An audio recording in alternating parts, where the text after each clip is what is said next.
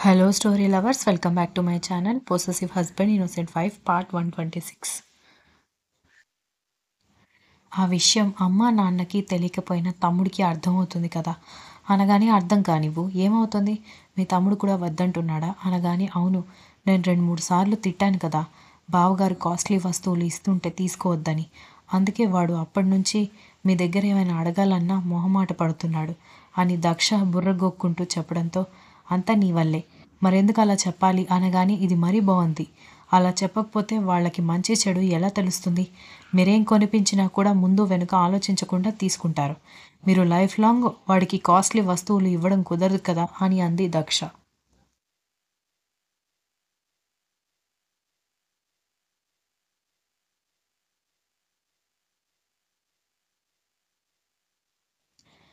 ఎందుకు కుదరదు మనం లైఫ్ లాంగ్ కలిసి ఉంటాం కదా మనం లైఫ్ లాంగ్ కలిసి ఉన్నప్పుడు వాడు లైఫ్ లాంగ్ నీకు తమ్ముడే అవుతాడు నాకు బామ్మర్ది అవుతాడు అని కర్ణ అనగానే అలా కాదు ఫ్యూచర్లో వాడు కూడా పెళ్లి చేసుకోవాలి వాడికి వచ్చే జాబ్కి ఎంత జీతం వస్తుందో తెలీదు అలాంటప్పుడు కాస్ట్లీ వస్తువులు అలవాటైతే వాడు అలా అరకొర జీతంతో అడ్జస్ట్ అవ్వలేడు దానివల్ల లేనిపోని ఆలోచనలన్నీ వాడి మనసులోకి వస్తాయి అందుకే నేను ప్రతి వస్తువు తీసుకోవద్దని చెప్పాను అని అంది దక్ష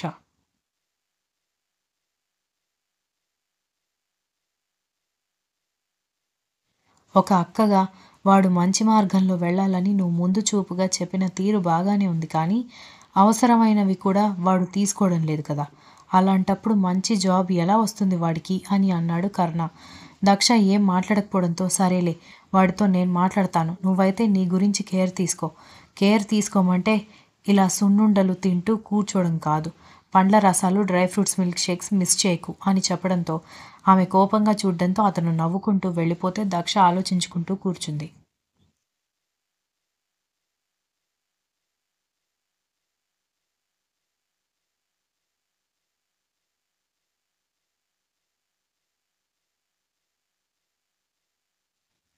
కర్ణ దక్ష తమ్ముడు దగ్గరికి వెళ్ళగానే హలో బావగారు ఆఫీస్ నుంచి వచ్చి ఎంతసేపు అయిందని గార్డెన్లో కూర్చుని చదువుకుంటున్న దక్ష తమ్ముడు లేచి నిలబడ్డంతో వచ్చి చాలాసేపు అయింది మీ అక్కతో మాట్లాడుతూ ఫ్రెష్ అయ్యి ఇప్పుడే వచ్చాను కానీ ఏం చేస్తున్నావు అనగానే చదువుకుంటున్నాను బావా అని చెప్పడంతో అదేంట్రా ఎన్సెట్లో ర్యాంక్ వచ్చిందని మీ అక్క చెప్పింది నువ్వు ఇంకా కాలేజ్లో జాయిన్ అవ్వకుండా ఏం చదువుకుంటున్నావని అడగడంతో అదే బావా బీటెక్ అన్నయ్యవి బుక్స్ అడిగి తీసుకున్నాను అదే చదువుకుంటున్నాను అనగానే నిజమా అయితే నీకు బీటెక్లో ఏ బ్రాంచ్ అంటే ఇంట్రెస్ట్ ఉంది అని అడిగాడు కర్ణ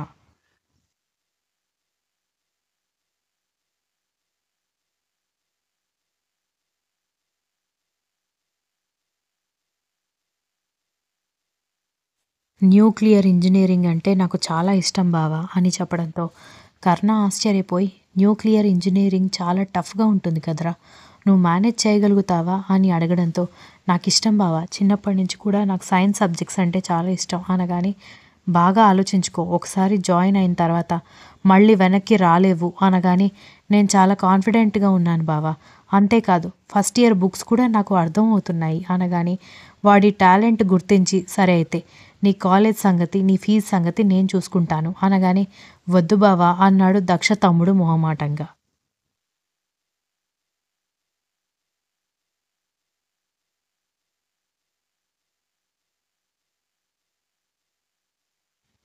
సరే మరి నీ ఫీజు సంగతి ఎలా మీ ఫ్రెండ్స్ ఎవరైనా కడతానని అన్నారా లేకపోతే మీ రిలేటివ్స్ ఎవరైనా పెడతానని అన్నారా అని అడగడంతో వాళ్ళందరూ ఎందుకు కడతారు బావా వాళ్ళకి నాకు ఫ్రెండ్షిప్ ఉన్నంత మాత్రాన బంధుత్వం ఉన్నంత మాత్రాన వాళ్ళు నాకెందుకు కడతారు అని అడగడంతో అదే కదా మరి పోనీ మీ అమ్మ నాన్న కట్టగలుగుతారా పోనీ వాళ్ళు నీకు కట్టిన తర్వాత నీ చెల్లెలు ఉంది కదా తన సంగతి ఏంటి అని అడిగాడు కర్ణ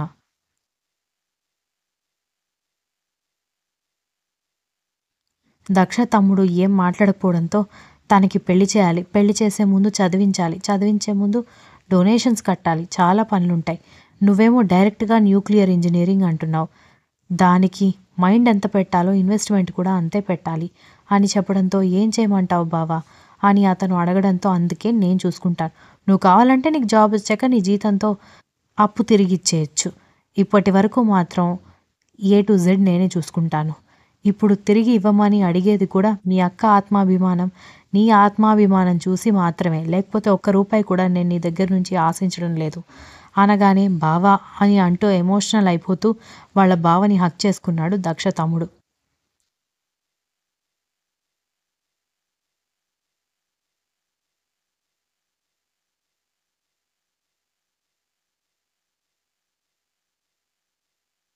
నీకు, నీ చెల్లెలికి తెలియని ఒక విషయం ఏంటంటే, నాకు మీ అక్క కంటే కూడా మీరిద్దరూ అంటే చాలా ఇష్టం. ఈ మాట వినడానికి మీకు కొంచెం విచిత్రంగా అనిపించొచ్చు. నమ్మకపోవచ్చు కూడా. కానీ నిజంగా చెప్తున్నాను. ఎందుకంటే, ప్రేమ మీ అక్క మీద చూపిస్తున్నాను కాబట్టి మీతో ఈ మాట చెప్పడం మీకు అబద్ధంలాగా అనిపించొచ్చు. కానీ నేను నిజమే చెప్తున్నాను. ఎందుకో తెలుసా?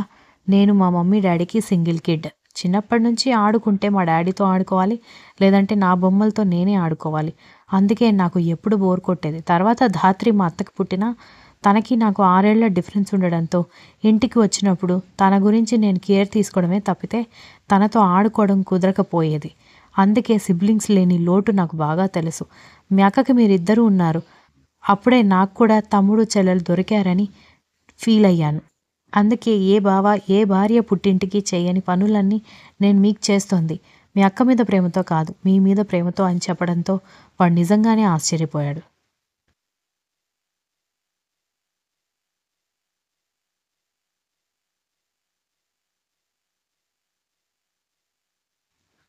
నీ సెల్ఫ్ రెస్పెక్ట్, మీ అక్క సెల్ఫ్ రెస్పెక్ట్ నాకు నచ్చింది కాబట్టే ఫీజు కడుతున్నాను. తిరిగి కట్టాలనుకుంటే కట్టొచ్చు కానీ తొందరేం లేదు. ముందు నువ్వు సెటిల్ అయ్యి నీ చెల్లెలు పెళ్లి చేసి మీ అమ్మా నాన్నని జాగ్రత్తగా చూసుకున్న తర్వాత నెమ్మదిగా నా అప్పు నాకు తిరిగి ఇచ్చేయొచ్చు. కానీ ఇప్పుడు మాత్రం బాగా చదువుకో. మిగిలినవన్నీ నేను చూసుకుంటాను అనగానే నిజంగా మీలాంటి భర్త దొరకడం మా అక్క అదృష్టం బావ.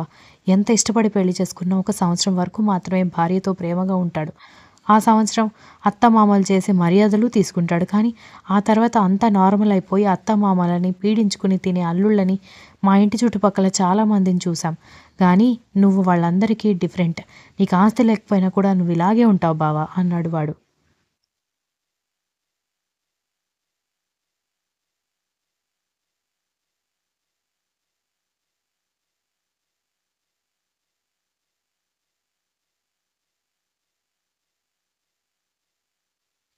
భార్య పుట్టింటి నుంచి ఏదైనా ఒక మనిషి కోరుకున్నాడు అంటే వాడికి స్వతహాగా సంపాదించుకోవడం చేత కాదని, సంపాదించుకున్న దాన్ని ఖర్చు పెట్టుకునే అంత విశాల హృదయం వాడికి లేదని, అందుకే ఊరికే వచ్చే డబ్బుల కోసం ఆశపడతాడు. కానీ నాలాగా సంపాదించే స్టామినా ఉన్నవాడు ఎప్పుడు ఇంకొకరి డబ్బు కోసం చూడ్డు. అయినా మీది మిడిల్ క్లాస్. మీ నాన్న మా నాన్న దగ్గర పనిచేస్తాడు. మీ స్తోమత నాకు తెలిసి నేను మీ దగ్గర నుంచి ఏం ఆశిస్తాను? ఆశించినా ఏం రాబట్టుకోగలుగుతాను అన్నాడు కర్ణ.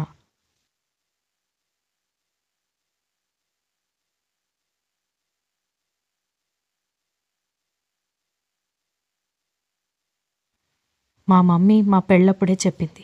ఏదైనా సహాయం ఉంటే మనమే వాళ్ళకి చేయాలి గానీ, వాళ్ళ నుంచి మనం ఏది ఎక్స్‌పెక్ట్ చేయకూడదని. మా అమ్మ చెప్పకపోయినా ఆ విషయం నాకు తెలుసు అనుకో కానీ ఆవిడ మాటలు నేను బాగా గుర్తుపెట్టుకున్నాను. మీ అక్కని పెళ్లి చేసుకోవాలని డిసైడ్ అయినప్పుడే మీ ఫ్యామిలీ, మా ఫ్యామిలీ ఒకటి అని నేను ఫిక్స్ అయిపోయా. అయినా మాకున్న స్తోమతకి మీ ఫ్యామిలీ మొత్తాన్ని మేము పోషించగలుగుతాం కానీ, ఆత్మాభిమానం ఉన్నవాళ్ళు అలా ఒప్పుకోరు కదా! అందుకే మీరు ఎన్ని రోజులు కష్టపడతారో కష్టపడండి. ఎమర్జెన్సీలో మీకు తోడుగా ఉండాలని నేను వెయిట్ చేస్తున్నాను అన్నాడు.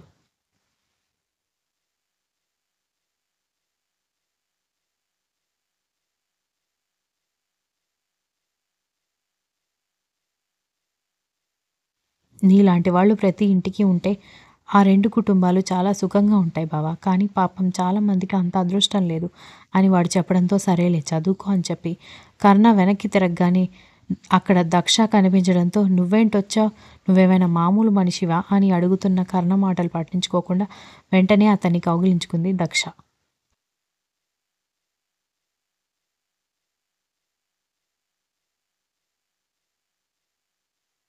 ఓయ్! ఇది ఓపెన్ ప్లేస్. ఇక్కడ ఇలా చేయకూడదు అని గుసగుసగా చెబుతూ ఉంటే I love you so much అని ఎమోషనల్ అయిపోయింది దక్ష. అతను నవ్వుతూ ఎందుకు అని అడుగుతూ ఉంటేనే అతని మొహం అంతా ముద్దులు పెట్టడంతో సర్ప్రైజ్ అయ్యాడు బాబు.